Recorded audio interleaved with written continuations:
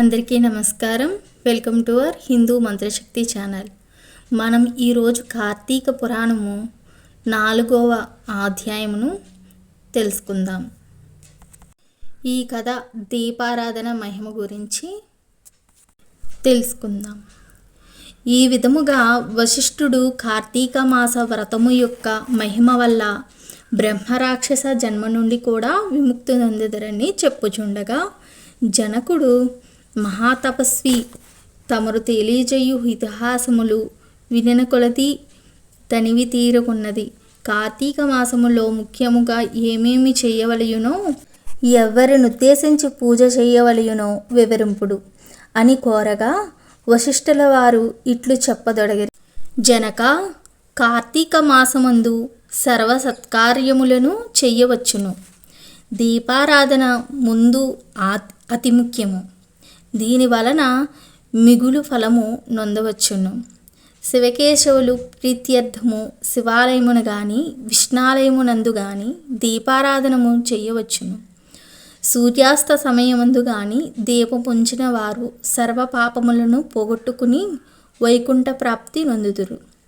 కార్తీక మాసమందు హరిహరాదుల సన్నిధిలో ఆవునేతితో గాని కొబ్బరి నూనెతో గాని అవిసె నూనెతో గాని విప్ప నూనెతో గాని ఏది దొరకనప్పుడు ఆముదముతో గాని దీపము వెలిగించి ఉంచవలెను. దీపారాధనయే నూనెతో చేసిన మిగులు పుణ్యాత్ములుగాను భక్తిపరులుగాను నగుటయే గాక అష్టైశ్వర్యములు కలిగి శివ సన్నిధి కేగుదురు. ఇందుకొక కథ గలదు, వినుము. శత్రుజిత్ కథ.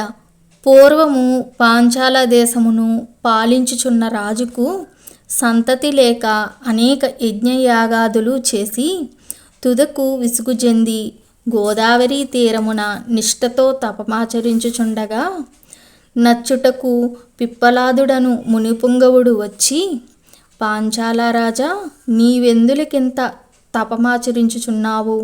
నీ కోరిక ఏమి అని ప్రశ్నించగా, ఋషిపుంగవ, నాకు అష్టైశ్వర్యములు రాజ్యము సంపద ఉన్నను నా వంశము నిల్పుటకు పుత్ర సంతానము లేక కృంగి కృషించి ఈ తీర్థస్థానమున తపమాచరించుచున్నాను అని చెప్పెను. అంత మునపుంగవుడు, ఓయి, కార్తీక మాసమున శివసన్నిధిని శివదేవుని ప్రీతి కొరకు దీపారాధనము చేసిన ఎడల నీ కోరిక నెరవేరగలదు అని చెప్పి ఎడలపోయెను. వెంటనే పాంచాలరాజు తన దేశమునకు వెడల పుత్ర ప్రాప్తికై అతి భక్తితో శివాలయమున కార్తీక మాసము 4 రోజులు దీపారాధన చేయించి దాన ధర్మములతో నియమానుసారముగా వ్రతము చేసి ప్రసాదములను ప్రజలకు పంచిపెట్టుచు విడికకుండా 4 దినములు అటులు చేసెను. తత్పుణ్యకార్యము వలన ఆ రాజు భార్య గర్భవతి అయి క్రమముగా 9 మాసములు నిండిన తర్వాత నొక శుభముహూర్తమున నొక కుమారుని గనెను. రాజకుటుంబీకులు మిగుల సంతోషించి తమ దేశమంతటను పుత్రోత్సవములు చేయించి బ్రాహ్మణులకు దాన ధర్మములు చేసి ఆ బాలునకు శత్రుజిత్తు అని నామకరణము చేయించి అమిత గారాభముతో పెంచుచుండిరి. కార్తీక మాస దీపారాధన వలన పుత్ర సంతానము కలిగినందువలన తన దేశమంతటను ప్రతి సంవత్సరము కార్తీక మాస వ్రతములు దీపారాధనలు చేయుడని రాజు శాసించెను. రాకుమారుడు శత్రుజిత్తు దినదిన ప్రవర్తమానుడుగా సకల శాస్త్రములు చదివి ధనుర్విద్య, కత్తిసాము మొదలగునవి నేర్చుకునెను. కానీ యవ్వనము రాగానే దుష్టుల సావాసము చేతను తల్లిదండ్రుల గారాభము చేతను తన కంటికి ఇంపుగా స్త్రీలను బలత్కరించుచు ఎదిరించిన వారిని దండించుచు తన కామవాంఛ తీర్చుకునిచుండెను. తల్లిదండ్రులు కూడా తమకు లేక కలిగిన కుమారుణ్ణి ఎడల చూచి చూడనట్లు వినినట్లు ఉండిరి. శత్రుజిత్తు ఆ రాజ్యములు తన కార్యములకు అడ్డు చెప్పు వారులను నరుకుదురని కత్తి పట్టుకుని ప్రజలను భయకంపితులను చేయుచుండెను. అటులు తిరుగుచుండగా నొక దినమున నొక బ్రాహ్మణ పడుచును చూచుట తటస్థించెను. ఆమె ఒక ఉత్తమ బ్రాహ్మణుని భార్య. మిగుల రూపవతి. ఆమె అందచందములను వర్ణించుట మన్మధునికైనను సఖ్యము కాదు. అట్టి స్త్రీ కంటపడగానే రాజకుమారుని మతి మందగించి కొయ్య బొమ్మ వలె నిశ్చేష్టుడై కామ వికారముతో ఆమెను సమీపించి తన కామవాంఛ తెలియజేశాను. ఆమె కూడా నతన్ని సౌందర్యానికి ముగ్ధురాలై కులము శీలము సిగ్గు విడిచి అతన్ని చెయ్యి పట్టుకుని తన సేయనుంది రానికి తీసుకుని పోయి భోగములను అనుభవించెను. ఒకరినొకరు ప్రేమలో పరవశులగుట చేత వారు ప్రతిదినము అర్ధరాత్రి వేళ ఒక అజ్ఞాత స్థలములో కలుసుకొనుచు తమ కామవాంఛ తీర్చుకొనుచుండిరి. ఇటుల కొంతకాలం జరిగెను. ఎటులను ఈ సంగతి ఆమె మగనికి తెలిసి పసిగట్టి భార్యను రాజకుమారిని ఒకేసారిగా చంపవలయునని నిశ్చయించి ఒక ఖడ్గమును సంపాదించి సమయము కొరకు నిరీక్షించుచుండెను.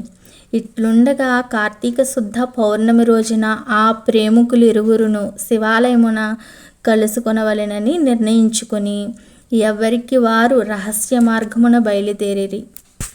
ఈ సంగతి ఎటులో పసిగట్టిన బ్రాహ్మణుడు అంతకు ముందే కత్తితో సహా బయలుదేరి గర్భగుడిలో దాగియుండెను. ఆ కాముకులిద్దరును గుడిలో కలుసుకొని గాఢలింగన మొనార్చుకుని సమయమున చీకటిగా ఉన్నది. దీపముండినా బాగుండును గదా అని రాకుమారుడనగా ఆమె తన పైట చెంగును చించి అక్కడున్న ఆముదపు ప్రమిదలో ముంచి దీపము వెలిగించెను. తర్వాత వారిరువురును మహానందముతో రతిక్రీడలు సలుపుటకు ఉండగా అదే అదునుగా ఆమె భర్త తన మొలనున్న కత్తి తీసి ఒక్క వ్రేటుతో తన భార్యను ఆ రాజకుమారుణ్ణి ఖండించి తను కూడా పొడుచుకుని మరణించెను. వారి పుణ్యం కొలది ఆ రోజు కార్తీక శుద్ధ పౌర్ణమి సోమవారం అగుట వలన ఆ రోజు ముగ్గురును చనిపోవుట వలనను శివదూతలు ప్రేమికులిరువురిని తీసుకుని పోవుటకును జార్నియగు భార్యను శత్రాజిత్తును చంపి ఆత్మాహుతికి పాల్పడుచున్న విప్రుడు యమదూతలు బ్రాహ్మణుని తీసుకుని పోవుటకును అక్కడకు నొచ్చరి. అంత యమదూతలను చూసి బ్రాహ్మణుడు, ఓ దూతలారా, నన్ను తీసుకుని వెళ్ళుటకు మీరెలా వచ్చినారు? కామాంధకారముతో కన్ను మున్ను తెలియక పశుప్రాయముగా వ్యవహరించిన ఆ వ్యభిచారుల కొరకు శివదూతలు విమానములో వచ్చుటేలా చిత్రముగానున్నదే అని ప్రశ్నించాను. అంత యమకింకరులు, ఓ బాపడా, వారెంతటి నీచులైనను ఈ పవిత్ర దినమున అనగా కార్తీక పౌర్ణమి సోమవారపు దినమున తెలిసో తెలియకో శివాలయంలో శివుని సన్నిధిని దీపం వెలిగించుట వలన అప్పటి వరకు వారు చేసిన పాపములన్నీ నశించిపోయినవి. కావున వారిని కైలాసమునకు తీసుకుని పోవుటకు శివదూతలు వచ్చినారు అని చెప్పగా ఈ సంభాషణమంతయు వినుచున్న రాజకుమారుడు, అలా ఎన్నటికీ జరగనివ్వను.